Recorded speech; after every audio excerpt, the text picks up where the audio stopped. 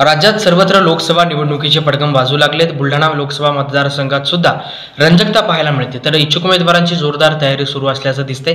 त्यामध्ये शेतकरी नेते रविकांत तुपकर यांच्या नेतृत्वात गावोगावी निर्धार परिवर्तन यात्रा सुरू आहे। काल सिंदखेड राजा तालुक्यातील झोटिंगा येथे निर्धार मेळावा पार पडला।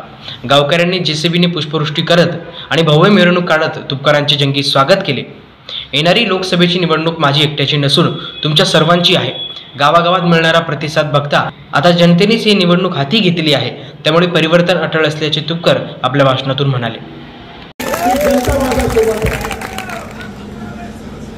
हे जे म्हणतात ना, हे पुढारी काय म्हणतात, रविकांत तुपकरचं काही खरं नाही।